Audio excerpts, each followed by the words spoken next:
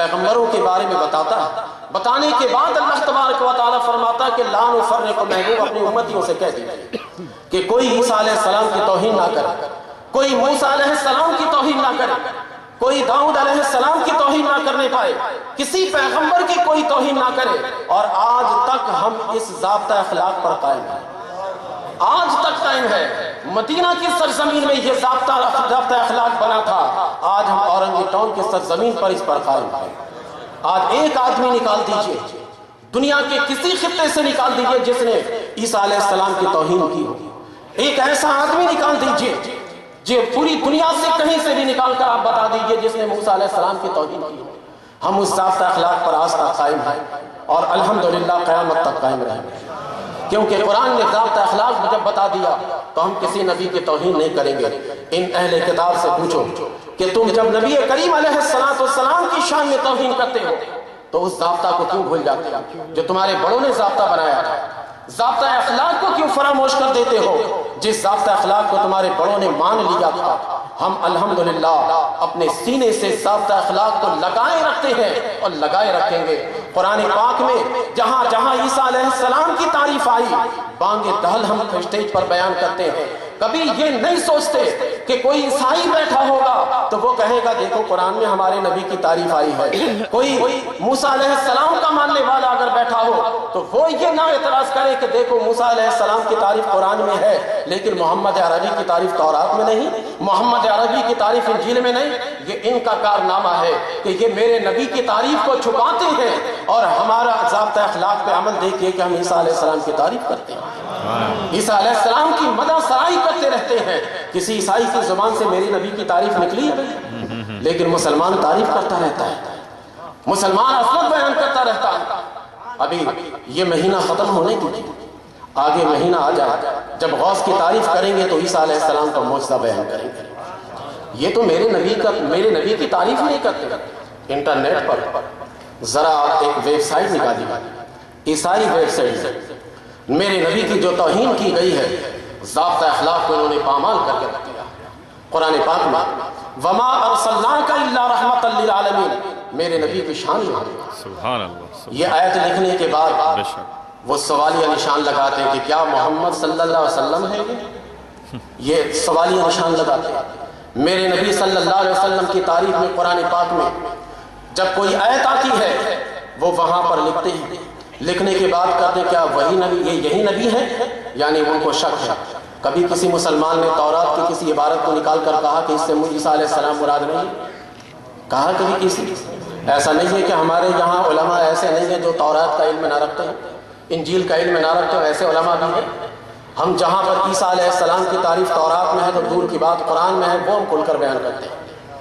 لیکن ان کو ہمارے قرآن میں جب میرے نبی کی تعریف ہے اس نبی کی تعریف ان کو برداشت نہیں، اس پر یہ سوالیہ نشان لگاتے ہیں۔ آپ انٹرنیٹ کو کھولیے، عیسائی ویب سائٹ کو نکالیے، اس میں دیکھیے میرے نبی کی توہین کس قدر یہ کرتے رہتے ہیں۔ تو ضابطہ اخلاق جو مدینہ منورہ میں میرے نبی نے بنایا تھا اس ضابطہ اخلاق اور ہم قائم رہیں گے۔ ہماری جان چلی جائے گی لیکن قائم رہیں گے، اس لیے کہ میرے نبی نے یہ ضابطہ اخلاق بنایا ہے، قرآن نے یہ ضابطہ اخلاق کو محفوظ رکھا ہے، اس لیے ہم اس ضابطہ اخلاق کے خلاف کوئی کام نہیں کر سکتے۔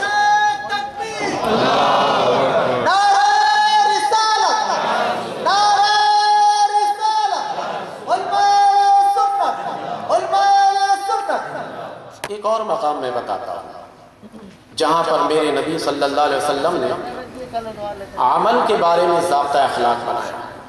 یہ تو عقیدے کے بارے میں ہے کہ ہم کسی نبی کے درمیان تفریق نہیں کرتے، کسی نبی کے درمیان کوئی تفریق ہم نہیں کرتے۔ کیا ادھر بھی کوئی تقریر ہو رہی ہے؟ ضابطہ اخلاق اب میں بتاتا ہوں کہ عمل کے بارے میں ضابطہ اخلاق کیا ہے۔ عقیدے کے بارے میں ضابطہ اخلاق آپ نے سن لیے کہ لا نفرق بین احد منہم، ان نبیوں میں سے کسی کے درمیان تفریق نہیں کرتے۔ یہ ہم نے عقیدے کے بارے میں بتایا۔ عمل کے بارے میں کہ عمل یہ ہے کہ بھائی دیکھو اللہ تبارک و تعالیٰ کی عبادت اور اللہ تبارک و تعالیٰ کی رضا تم چاہتے ہو، ہم بھی یہی چاہتے ہیں۔ قرآن پاک کی ایک آیت میں آپ کے سامنے پیش کرتا ہوں، جس میں ایک دوسرا ضابطہ اخلاق کا ذکر کیا گیا ہے۔ قل یا اہل الکتاب تعالوا الی کلمۃ سواء بیننا وبینکم الا نعبد الا اللہ ولا نشرک بہ شیئا ولا یتخذ بعضهم بعضا اربابا۔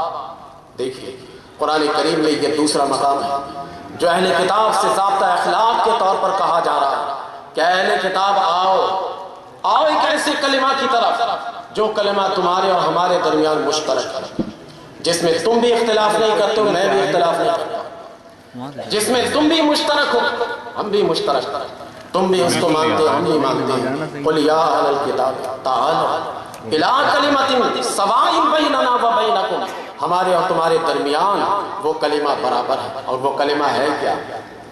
اللہ نعبد الا اللہ، کہ ہم اللہ کے سوا کسی کی عبادت نہیں کریں گے۔ یہ تمہاری کتاب میں بھی ہے، تمہارے پیغمبروں نے بھی تمہیں یہی کچھ بتایا ہے، تمہارے نبیوں نے بھی یہی دست تمہیں دیا کہ ہم اللہ کے سوا کسی کی عبادت نہیں کریں گے۔ اللہ نعبد الا اللہ، تم اپنی کتاب کھولو، تمہاری کتاب میں یہی ہے، ہماری کتاب میں بھی یہی ہے، آؤ اس پر ضابطہ اخلاق بناتے ہیں۔ اور ضابطہ اخلاق ہم کیا بنائیں گے کہ اللہ کے ساتھ کسی کو شریک نہیں ٹھہرائیں گے، کسی کو شریک نہیں ٹھہرائیں گے، اس پر ضابطہ اخلاق بناتے ہیں۔ اور اللہ تبارک و تعالیٰ کو چھوڑ کر غیروں کو ہم رب نہیں بنائیں گے۔ تین باتیں آئی ہیں، تین ضابطہ اخلاق کے طور پر یہاں پر تین کلمات ہیں۔ ایک تو یہ کہ اللہ کے سوا کسی کی عبادت نہ کرنا، اس زمانے میں یہ ضابطہ اخلاق بنا تھا، آج تک ہم اللہ کے سوا کسی کی عبادت نہیں کرتے۔ غوث کے نام پر ہم اپنے مال و متاع کو لٹا دیتے ہیں لیکن غوث کی عبادت نہیں کرتے۔ خواجہ کے نام پر اپنی جان قربان کر سکتے ہیں لیکن سجدہ کے لیے سر نہیں جھکا سکتے۔ ہم داتا کے لیے اپنی عزت کو لٹا سکتے ہیں، اپنی جان کو قربان کر سکتے ہیں، لیکن داتا کی چوکھٹ پر ہم ان کو سجدہ نہیں کر سکتے، ان کی عبادت نہیں کر سکتے۔ بہت آسانی سے ہو سکتا ہے آپ بول دیں شفیع صاحب میرے ساتھ چلے آئے، میں آپ کو دکھاتا ہوں مزاروں پہ یہ سجدے کرتے ہیں۔ یہ سجدے کرنے والے نادان ہیں، اور وہ ایسے نادان ہیں کہ اس سجدہ کو بھی وہ عبادت نہیں سمجھتے، اگرچہ وہ سجدہ بھی حرام ہے، لیکن اس نادان کی نادانی تو دیکھیے، اس بھولے بندے کے بھولے پن کو تو دیکھیے کہ وہ سجدہ بھی اگر کر رہا ہے تو اس کو عبادت سمجھ کے نہیں کر رہا۔ تو گویا کہ ہم ضابطہ اخلاق کی خلاف ورزی نادانی میں بھی نہیں کرتے، نادانی میں بھی نہیں کر رہے ہیں۔ جو سجدہ کرتے ہیں وہ حرام ہے، یہ یاد رکھیے، میں جائز نہیں کہہ رہا، سجدہ حرام ہے۔ اللہ تبارک و تعالیٰ کے سوا کسی کو سجدہ روا نہیں، یہ میں نہیں کہتا۔ اللہ نعبد الا اللہ، اللہ تعالیٰ کے سوا کسی کی ہم عبادت نہیں کریں گے۔ آؤ اس پر جمع ہوتے ہیں، آؤ اس پر مجتمع ہو جاتے ہیں، یہ ضابطہ اخلاق بن رہا ہے۔ ضابطہ اخلاق میں دوسرا پہلو کیا ہے کہ اللہ کے سوا ہم اللہ کے ساتھ کسی کو شریک نہیں ٹھہرائیں گے۔ نبی کریم علیہ السلام کے زمانے اقدس میں یہ ضابطہ بنا تھا۔ یہ تو بتائیے کہ آج تک ہم نے کسی کو اللہ کے ساتھ کسی کو شریک ٹھہرایا ہے؟ نہ ٹھہرایا ہے، نہ ٹھہرانے کا ارادہ ہے، نہ ٹھہرایا ہے۔ یہ ہمارا عقیدہ، میرے نبی نے ضابطہ بنایا، ضابطہ بنا کر جب ہمیں بتا دیا تو ہم اس ضابطہ کی پاسداری کریں گے۔ اور حق تو یہ ہے کہ جو اس ضابطہ کی پاسداری نہ کر سکے وہ مسلمان کہلانے کا حقدار بھی نہیں ہے، وہ مسلمان کہلانے کا حقدار بھی نہیں ہے۔ ہم اللہ کے ساتھ کسی کو شریک نہیں ٹھہراتے، یہ الگ بات ہے۔ ہمارے نادان قسم کے دوست ہمیں مشرک کہتے رہتے ہیں، ہمارے ہر کام پر شرک کا فتویٰ لگاتے رہتے ہیں، اور پھر ہمارے پیچھے نماز بھی پڑھتے ہیں۔ جس دن ہمیں یقین ہو جائے کہ فلاں آدمی مشرک ہے تو نماز پڑھیں گے بھائی ہم اس کے پیچھے۔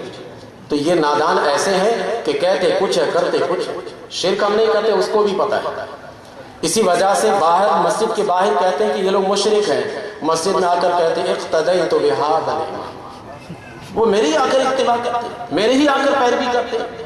تو اصل میں شرک ہم نہیں کرتے، سچی بات ان کے دل کی بات وہی ہے، بس میں زیادہ آگے نہیں بڑھوں گا۔ بس دل کی بات بھی ان کی یہی ہے کہ ہم شرک نہیں کرتے، نہ کرنے کا ارادہ ہے اور نہ کبھی کریں گے۔ الحمدللہ پکے موحد ہیں، پکے توحید والے ہیں، ہم پکے موحد ہیں۔ جس طریقے سے توحید اللہ تبارک و تعالیٰ نے جبریل کو بتایا وہ توحید والے ہیں۔